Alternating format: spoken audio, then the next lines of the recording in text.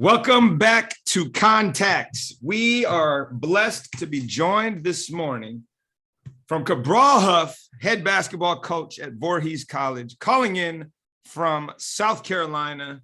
Coach, thanks for being here today. Great to be here, man. Love the interaction. Have heard so many things, so I'm just blessed with the opportunity to be on your podcast, man. Like I'm finally in the in crowd now, right? Finally, we'll have to talk about what got you here and how you got the invite. We'll see. But anyway, let's dive in. Coach, if you could help me and the audience kind of figure out your background and how you ended up sitting in that chair. But more importantly, when this thing was designed, the idea was, how do we create a digital database of mentorship for young coaches? But what it's evolved into is even veteran coaches listening and stealing thoughts and ideas here and there. But what I always ask is, hey, what's your background as a coach? How did you end up doing this? And what was the process like for landing your first head coaching job? And then any subsequent moves that you've had since there, really with the idea of, hey, this was my process. It might not be yours, but here's how I ended up in this seat. Well, this may take a little bit because this is 20 years in the making, 21 to be exact, and probably a little bit before then. But I played high school basketball, man, and got undercut on the dunk between my junior year, summer ball between my junior year and senior year, fell on my hip. Didn't think anything about it. Actually tried to go back in the game, got a rebound, outletted it, tried to run. I was like, oh, I can't run. 3 days later, I'm fine, but my mother's best friend was a nurse. She said, just go have them get checked out. Come to find out I had a benign tumor on my hip that had been there my whole life that I needed surgery on, which at that time, doctor said, nah, you're never gonna be able to play again. Missed my whole senior season, kind of changed my outlook on things. It allowed me to stay home in Atlanta, Georgia, to go to Morehouse College and graduate from Morehouse College, play a little bit there. It wasn't the same basketball player that I was. Obviously, when you have to have kind of, if I didn't get the surgery, they hadn't found it then, it would have kind of been like the Bo Jackson reconstructive hip surgery, but it wasn't that detailed, but it was still detailed enough that I have, metal in my hip, just couldn't move the same. And so while I was in college and after I stopped playing, I just started coaching my church league team. So here I am, technically still a teenager, and I'm coaching teenagers. And that really got the buzz for me to want to be a coach. My trajectory when I went to college, I was an English major, graduated with my BA in English from Morehouse, was going to be a broadcaster. And once that happened, it changed everything about it. I ended up doing Teach for America. I got into teaching, and I was blessed after doing Teach for America that right after I got out, and they placed me back in Atlanta, which was odd as albeit. And I got my first JV head coaching job. And that's kind of how I got into the business of coaching. Was coaching, high school basketball for 5 years, wanted to be a head coach, had applied a few times and finally got the opportunity to become the head coach at Cedartown High School in 2005, I'm sorry. And it was a blessing, man. But I know the time before I thought I was ready for it, I wasn't. I remember the first interview I had at a different school, and I go back and I said, if they had hired me, they would have fired me probably in a year because I was nowhere near ready. But that first job at Cedartown really helped me grow. I was the first African-American basketball coach there. Cedartown High School is actually where Nick Chubb, who plays for the Cleveland Browns, he went to high school there. And some things happened in that first year. Both my parents died. I never found a house in that neighborhood. So I was driving 1 hour and 30 to go to work every day. And so it did not work. And so God blessed me with the opportunity to coach minor league basketball. So I get into minor league, I get a head coaching job, minor league basketball in the ABA and the WBA, coaching the Rome Knights and the Rome Gladiators. And we get, if you know anything about minor league basketball, this is not today's age of G League, D League. We're talking about you could be around 2 months and the next thing you know, money dries up.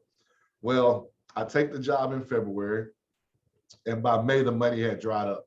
So I've got to find another job. And luckily I was blessed again to become a head coach. And most people around the South, and especially in Georgia, know I was able to coach at St. Francis High School, which a lot of people know. We're blessed again to have some talented guys that went on to play overseas, pro, and the NBA. Then went on to college, was a director of basketball operations at Georgia Southern, assistant coach at Alcorn State, went back to high school, coached at Duluth High School, at Holy Innocents Episcopal School. And then in November, during the midst of the pandemic, where everything is going crazy, I get offered the head coaching job at Vorhees College. And when people ask, well, how did that take place? I said, it was a whirlwind. I mean, their head coach left at the end of the previous season. They weren't coming back into school until January. So they waited and hired me in November. So I had to fill the team, go recruit a team from November and December to fill a team in January. And I couldn't meet them until January. And we had to start playing in January. They came on campus January 4th. We played a game January 12th. And long story short, we ended up winning the conference championship last year, which is an amazing story in itself. And so here I am, year 2. So blessed to be here. Lots of stories and all those different spots that we can talk about. Crazy times. Yeah. I'm taking vigorous notes and I still don't think I got all those stops right. So at some point, maybe I'll have to actually take a glance at your resume. But the nice thing about it is your background lends itself to being a perfect guest and mentor on this show. So I love that story to set us up for what comes next, which traditionally, and I'm going to go here as well, but you're going to have to answer this differently than most, because you've had so many times doing it. And so you may have to consolidate. Here are the takeaways after all this time, or actually maybe talk about it at each stop. But what are the things that you still needed to figure out when you took over as a head coach? Meaning, I had this background, I kind of just started doing it on the fly, but then I got this job, went back to an assistant chair, got this job, got the Vorhees, and we had to figure it out, right? But it's like, what are the things that you would mention that like you had no idea came along with being a head coach? When you're an assistant coach at any level, you have no idea what it means to move six inches over.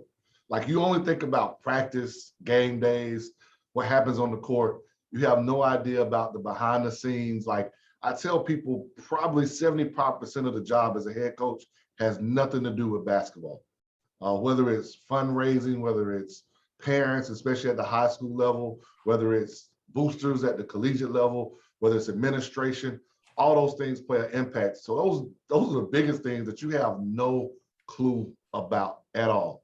And if you talk about different stops, like, I think at every high school stop, you got to figure out what's the dynamic of that high school. Mm-hmm. Is it a high school that wants to be a perennial winner? And what I mean by that, like, are they trying to win a state championship every year? Or are they trying to be successful and defining what success means for that particular high school? I think when you talk about the professional level, well, every team wants to win a championship. So you got to figure out, how you're going to get that done. And then at the collegiate level, you've got to figure out all those things, from how you're going to graduate athletes, how you're going to raise funds, how you're going to still win, how you're going to impact the community that you serve in, even more so than you even do at a high school level. So those are some of the different things that you have to look at each different stop. Let me ask this. And because you have such a diverse background, I think you're going to be uniquely positioned to offer a few suggestions on this. But what would you say if you had to consolidate all of those experiences? Are, let's just say 3, the biggest landmines that coaches need to avoid if they want to have a successful, however you want to describe that, run at a particular institution? Do your research. That's the first landmine. Don't just look on the outside, like what you can see easily. Do more research, dive in, talk to people who you normally wouldn't talk to, which means outside of the people who may be interviewing you or even the previous coach. Like really dive into what you're getting into. Dive into the community that you're going to serve, because every community is different, and it may not just be about wins. Like there are communities that definitely want, that program to win, but there are also communities that want that program to be like everything in that community. Like you better be out in that community, serving that community. So I think that's a landmine that people have to avoid is knowing and doing your research. Like you've got to do your background research. The other thing I think people should avoid is comfort zone. What you've done at one place probably won't work. And here's the example. I had been a successful high school coach, and if people want to say success is winning a state championship and having guys play at the next level at St. Francis. When I came back to high school at Duluth High School, number one, there were two different schools. One was a private school. One was the highest classification public school in Gwinnett County, Georgia. Well, at St. Francis, man-to-man, half-court defense, that's what we were. At Duluth, I had to change everything, and we became a pressing team. Like up-tempo, I think you've got to get out your comfort zone. That's the biggest landmine, that you can't do the same thing at one place that you do at the next place. It may not work. So you've always got to be willing to grow. And one of the biggest things that I've tried to do in growing at each spot is talking to other coaches, especially coaches at whatever level I'm going to, listen to podcasts, going to clinics, different things where I can get better. I knew I was getting the job October-ish before it got announced in November here at Vorhees. And I spent October through December. Yes, I was recruiting. I spent that time going to watch other NAIA teams practice, calling coaches on the phone, reaching out. I had Zooms with a good friend of ours, Jason Wells, with the guys that were coming back to that team. It was only 4 guys. And we would have a Zoom every week with those 4 guys and myself and my assistant coach and him. And once we added a player, we would add somebody else to it. And we talked nothing about basketball. We talked just about life, and it grew. And I think that played a big impact in it. So I think those landmines of not being in the comfort zone, doing your research on the job, I think those are 2 of the biggest things. Yeah, and I agree with that. I think what often happens when people are getting into the profession is, hey, there's a job open. I want to be a coach. Let me go grab it. Where sometimes you might be better off going and assisting somewhere else than taking an open job, because sometimes those jobs are open for a reason. How would you say that you have learned to define success at each of your stops based on your research and understanding of the school, where you just said some schools, it's like you don't win, then you're a failure. Other schools, it's like, hey, if you put a team on the court, then you're successful. Right. How would you say you've learned to adapt your own definition of success over the years? It's definitely changed, man. When I was younger, it was all about that state championship when I was at St. Francis. And I think after I left there, I really understood the definition of success were those kids better men on and off the court? And would we leave a legacy that was bigger than basketball? And I think when you talk about, especially that group that taught me, even after I wasn't their coach anymore, because I had went on to college, it taught me the emphasis of family and understanding it is bigger than basketball. And I think that's the definition that it really helped me determine success, is that we've got to leave a legacy that's bigger than basketball, that you've got to leave whatever place, whether you're a player, coach, whomever, you've got to leave it better than you found it. And I think no matter what the wins and losses line up or whatever you may say, I think that's the definition of success that I've learned from every spot. Like, whether it be from St. Francis or whether it be from Cedartown or whether it be from Georgia Southern or Alcorn State, and when you do that, it allows you to impact players even after you've coached them. Whether it means helping a former player who was yours at Duluth High School now get into coaching, or whether it's, writing a recommendation for a player at St. Francis so he can get a new contract in the NBA, just so they can, see what his character is like. I think those are the really big things that matter. And if I could go back to one thing, Climo, about you talked about the landmines. I think the other landmine is that when we talk about stepping outside your comfort zone, is that you have to be a right fit. And I think you kind of mentioned it too, when you said, go be assistant somewhere. Like, every job is not the perfect fit for every coach. And in this coaching thing, in this mentoring, as I talk to coaches, find your fit, find your niche. Like, every coach can't be, and I hate to say, an inner city coach. You've got to have that energy to do that. Every coach can't go coach at a private school.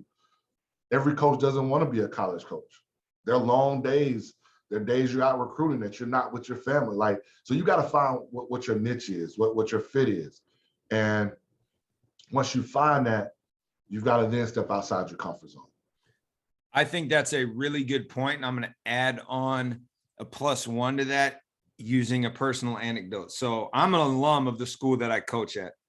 Probably one of the most influential institutions in my life. So wanted to come back. My kids go to school here now. That was a big part of the move. And when I got back, I'm in year 12, I think. I think year 5 as the head coach and the athletic director, but I was not a mission appropriate fit for my school when I first got back. I grew up here. This is my place.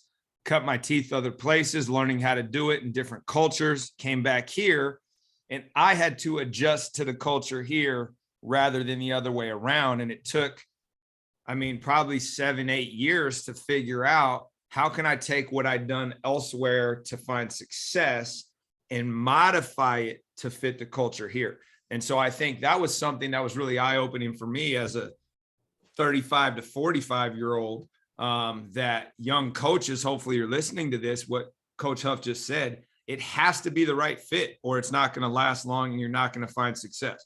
And if I tell a quick story, I remember I was at Georgia Southern. I was director of basketball operations. And, when you come off leaving, being a head coach, I left St. Francis High School after winning the state championship, and every one of those guys was coming back.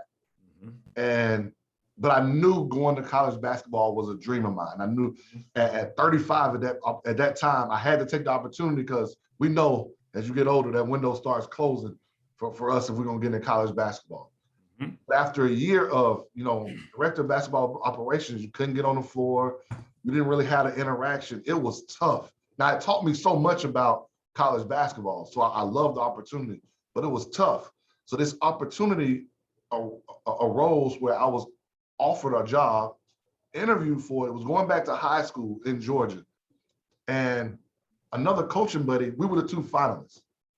But the job was so similar to the first job I had ever become a head coach at, Cedartown. And I knew part of the reason it didn't work at Cedartown was because I wasn't the right fit there either. And this job was very similar when you talk about location and what they needed. And I said, and I remember I called the other coach. I said, listen, because we both knew we would have fine. I said, I'm going to recommend you for the job. I'm taking my name out because I'm not a fit. And I think that's when I understood what fit really was. And I think the more we as coaches can understand that, the better we will be when we talk about jobs and where we want to be with these jobs, no matter what level. Yeah, no. And again, we could just pile stories on one at a time on this thing before we pivot, but similar for me, and I'm a big believer of this. It's been one of my Climoisms, so to speak, things I tell my advisees and my players, that sometimes our best decisions are made by other people in regards to, I'm coaching college basketball and I end up in high school basketball for the last 25 years because my wife told me she was going back to grad school and I needed to get a job. And I was like, I have a job. She's like, no, one that actually pays you money. I was like, oh, okay, well, I guess I'm going to go teach high school. And so it's like, and I much prefer this medium to the collegiate medium. And there's great things about both, but they're different. And that's that fit piece again, right? Where do we all fit? So I think those stories are great. People can grab a lot from those. And I think hopefully they're able to take some away and apply it to their own situation. I have two questions that are somewhat morphed, and you can parse it however you want, but I want to know, after 21 years here, what's the best thing you do in your program that you can offer others that's been transformational for you? And maybe you stole it from someone else, maybe it's grown through your experience, but it's like, whatever the next stop is, this is coming. And as a result of, and as part of that question, I'm really curious, because you've been college, high school, what would you say translates and what would you say absolutely doesn't translate and could be one of those landmines that people want to avoid? Ooh, two great questions there. Let's start with the last one. I think organization, attention to detail translates no matter what level you are. And I actually think that's why I've been able to transition between high school and college. I think that was why I was able to become a director of basketball operations. That's all about organization, because you're the behind the scenes person that makes sure travel and everything else goes right for the whole team. I think those are the things that really translate as far as running a program, being a CEO of a program. And I think that's what kind of being a head coach is kind of morphed into now, is being a CEO of a program, no matter what level. The landmine is the relationship part. I think a lot of people think at the collegiate level, you can't have the same relationships that you have with guys that you coach at high school. And I think that's totally wrong. I think you can still have those kind of relationships where you know everything about them, where you know their family, and yeah, you get to know that in recruiting, but when you're in high school, it's everything. Like, you see them all day. A lot of times, like, they're coming by your office because maybe they have your class, whatever it may be. Like, you don't get that so much in college, but I think you still can do that. And I think when you look at great coaches, whoever you may think is a great coach, I think there's some relationship piece they have behind it. So if you think that you don't have to have the relationship piece, that's the landmine that could really hurt you as you maneuver this thing in coaching. Go back to that first question again. Well, I will, but I want to follow up on this one first. Okay. What in all of your experience has been a failure in a way that you realized, we did it this way in college, and I tried to do that at the high school level and it just blew up, and I had to shift because it doesn't work in the same way? And here's an example. When I went from the college level to the high school level, it was, here's what we're going to be. We're going to lock in. We're going to play half court. We're going to do all the things that made us successful at Davis. We're going to be super detail oriented. We are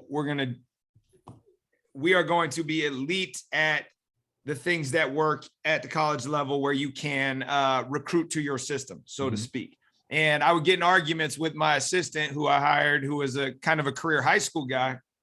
And it was like, hey, we need to press, we need to trap, we need to do this stuff. And I'm not doing that. And he's like, coach, gimmicks win in high school. And I was like, forget that.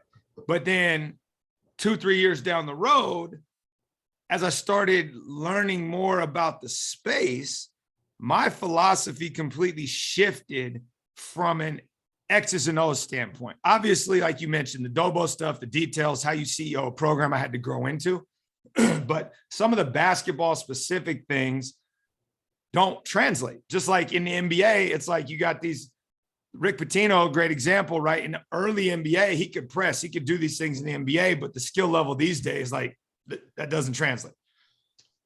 So that's a great segue. I think I heard one time it said, if you want to know about sideline out of bounds, then study NBA. But if you want to know about baseline out of bounds, study college, right? Mhm. So when you mentioned that, it really made me think of this, is that you can be set in what you want to do in college because you can recruit to what you want. But in high school, every year, you've got to change Mhm. because that team is probably going to change. Whether it's your seniors graduated, so now you maybe had a 6-7 guy, you don't have them anymore. You know, year 2 to 3 at Duluth High School for me, we went from pressing, trapping immediately, playing flat, playing fast to, and then on balls, we were switching every ball screen. Mhm. Something I did actually get from college. To my last year there, we couldn't do that. Like we were just totally different. So we blitzed every ball screen, and the only press we did was zone, like 2-2-1 zone presses. Mhm. So I think that's the biggest thing that you in high school you gotta change. I think every year you've got to change. Mhm. It is very hard to stay the same in high school because those teams change rapidly, and you can't go get the pieces that you want to keep it the same. Oh, we're going to run ball screen continuity. Mhm. Well, I don't know if that's going to work with what you've got Yeah.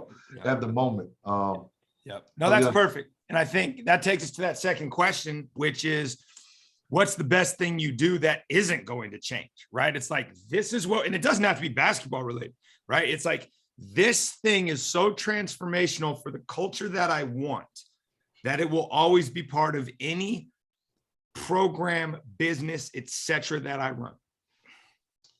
I think it goes back to that relationship piece, man. I think I've never said this, but it has made me think, Kamo, and I'm not one of those people who toot my own horn, but I've had people that say everywhere you've been, you've changed the culture Mhm. of the program. Mhm. And so I asked myself, well, how have I done that? And I've only done it by being transparent, being honest, being upfront, and being very relational about everything that we do. And I think that's the piece right there that I'm really proud of. And I think we kind of talked about this, pre-podcast was, I think that's why I've been able to get assistants to be ready for that next step. Not so much X and O's. They probably run something totally different than I run, Mhm. right? But I had the opportunity in December to go recruit and to see 3 guys in the same night. They played like, it was a tournament. They played back to back to back. And all 3 had been former assistants. It was the best. Like people can talk about winning state championships or conference championships. That feeling right there was just as high as winning one of those. Like to see guys that on your staff being successful and doing what they love to do as head coaches. So I think that relational piece, man, is really big. That's what gets, we spend a lot of time in our program, in any program that I've been, being together, learning about one another. And that's been the toughest thing. We talk about what's been tough during COVID.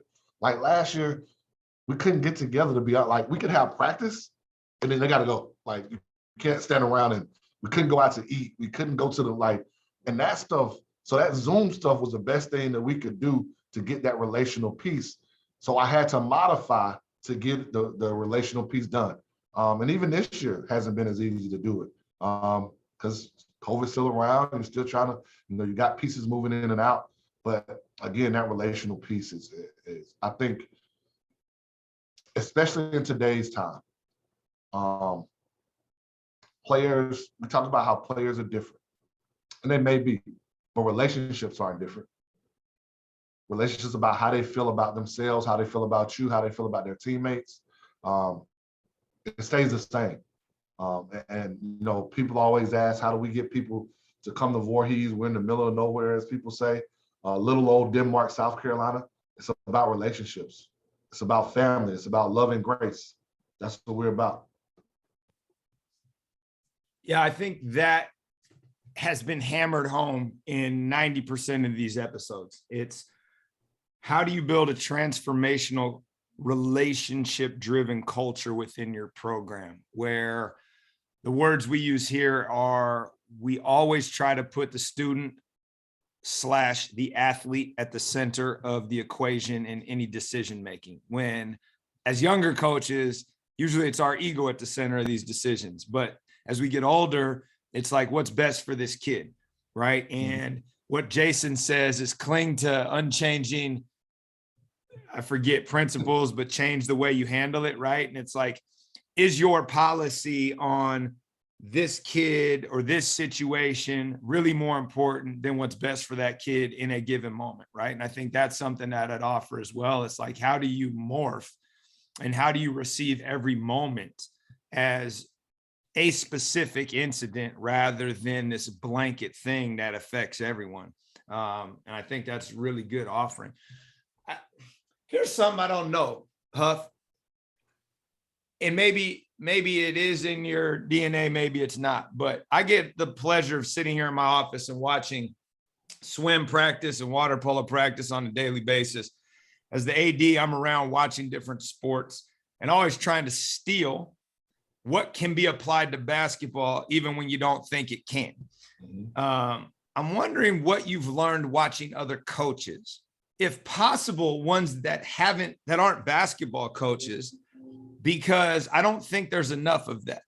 But even if it is basketball coaches, I think the idea here goes to your point of, you're always trying to learn and grow. What are some things recently that you've seen and then tried to implement in your own program? It's funny because my last high school stop, Holy Innocents, our volleyball program was one of the best, definitely in the state, but Georgia. Like Coach Taylor Nolan has won like 4 state championships. And I would watch them practice. And I remember one time I went in her, she was practicing. I went in my office and I wrote a note and I put it on her desk and I said, the way your girls communicate is amazing.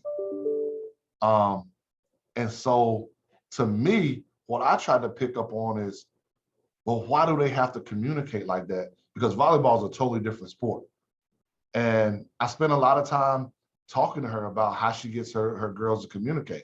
And I try to translate that. You know, people always talk about, you got to talk on the floor, you got to talk on the floor, you got to talk on the floor. So how did I translate that? You translate that, you know, I always did it, but I spent more emphasis on every drill, you got to call out that person's name, no matter what it is. Like even on defense, like you've got to, don't just say help or, you know, slide, call their name. So now they know you're talking exactly to them. And even on offense, if you call that person's name, they know that pass is coming to them. Instead of saying, well, I thought you were going to do this. And I think that communication part was really big. The other thing that I've learned about watching football is the coordinator part, right? Using your assistants kind of as coordinators. And how, because football teams are very big, they break assistants down like almost like position groups. Now we can't really do, I don't want to say position groups for basketball, but what I mean by that is each coach that I have on staff has a certain group of players. Those are your guys.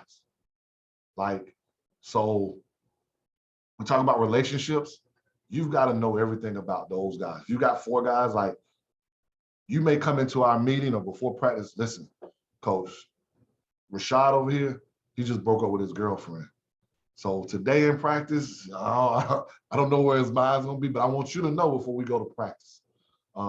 So that part with football, how they break things down positionally with players, but then the coordinator part, how they break it down so it'll, you know, this person's working on defense, this person's working on offense, right? And especially in an area like mine where I don't get 3 assistant coaches and a dobo and a player development guy. So to have one guy who works on player development and weights, and another coach who breaks down the film and does defense, and then I can concentrate on offense and I rely on him, hey, what do we want to do defensively? And I learned that, and actually I did it my last few years of high school. You know, the last 4 years I was in high school, I kind of did it that way. And I think it's been beneficial. Yeah, I've heard that before and not broken down in such detail. So I appreciate you doing that because I think it actually gives a template for how to steal the football idea and implement it into basketball. So all of you listening, figure out a way that that works for you. And especially if you're trying to develop your young coaches, because if you never give them any authority and power and responsibility, then basically they're glorified passers. So how do you do that in a way that is conducive to their growth? Climo, I heard Will Wade said, assistant coaches should be head coaches of that area. So whatever area that you give them, and it's hard sometimes as a head coach to say, here you go, right? This is your job, you've got to do it. So number one, as a head coach, you got to understand, well, what's your strength, right? And I believe my strength is on the offensive end. So I know I've got to have a defensive coordinator. Not saying I won't know what to call defensively, but like their main emphasis is what are we doing defensively? What's not working? What is working? All that kind of stuff. So you've got to know first what's your strength. And so then you got to flip whatever your strength is, find who can help you in your weakness, right? And I think a lot of times what that means is we can't be so caught up in ourselves. Well, I know basketball. I'm good at both of them. Like, let's be honest, we're all better in one area than we are the other. And maybe you are really good offensively and defensively, but maybe you're not very good in baseline out of bounds stuff. I don't know. Whatever it is, you got to figure it out, right?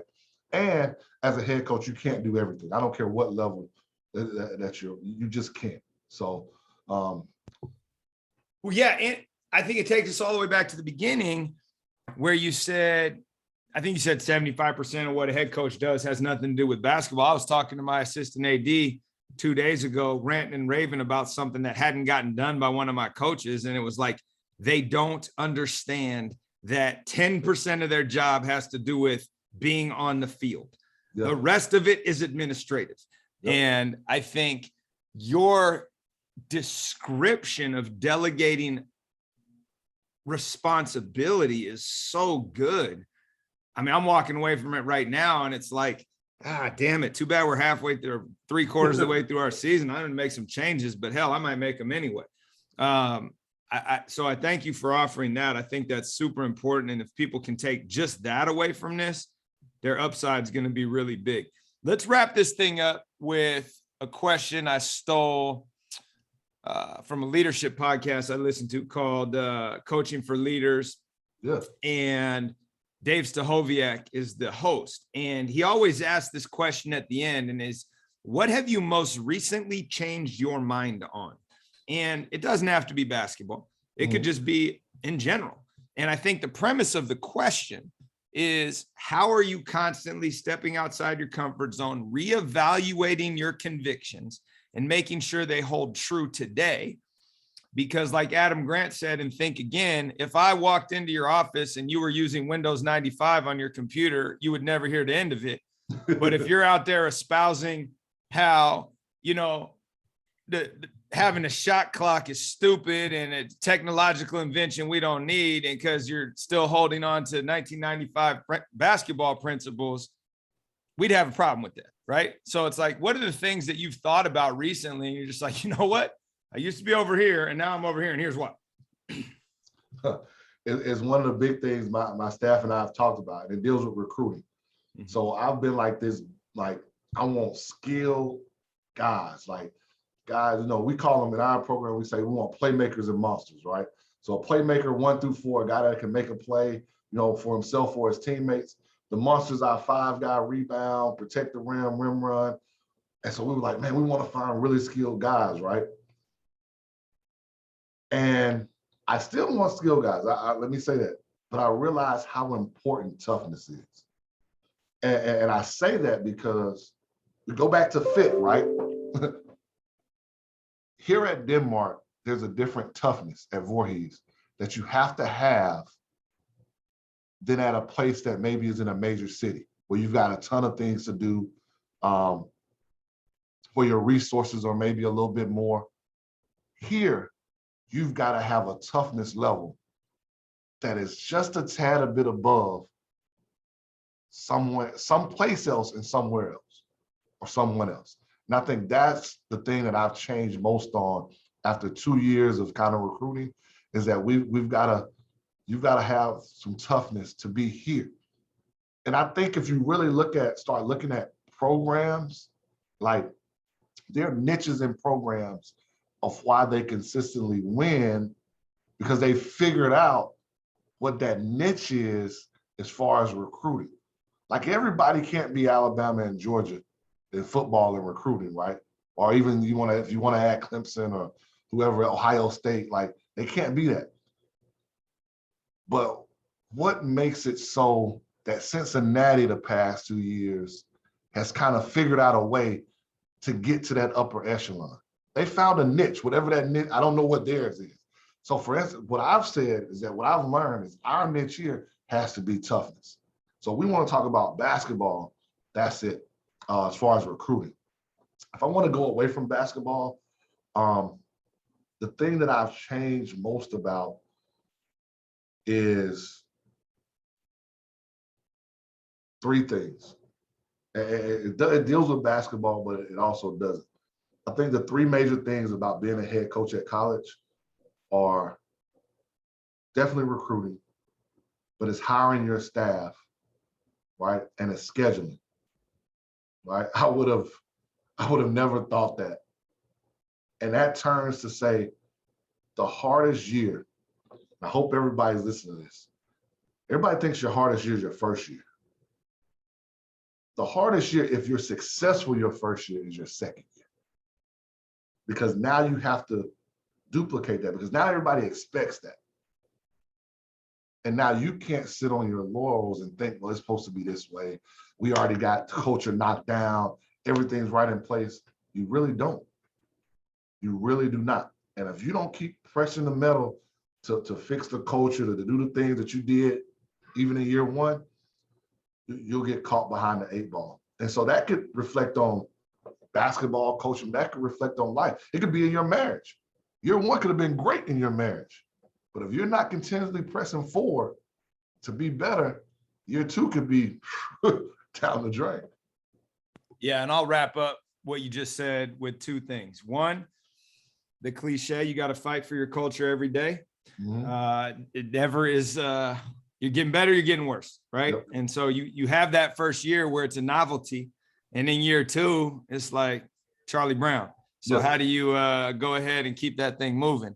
And then in regards to the other piece, what you just said, which I think goes very understated, and Leo Lopez, who's the athletic director at De La Salle out here, said this on the pod when I asked him, what are the most important things when you become a head coach? Staff and schedule, staff and schedule, staff and schedule. And then in your case, as a college guy, recruiting, right? Yeah. Because it's like, you need to recruit athletes, you need to recruit your staff, and then you need to schedule in a way that builds confidence for your team, because it's fine if you want to have the anyone, anytime, anywhere mentality, but not if your team's not ready for that. So we will wrap up there, Coach. Thanks for sharing all that years of wisdom. A lot of nuggets in there if people are listening. Appreciate you, man. And any way I could be of help to anyone, feel free to reach out. Yes, sir.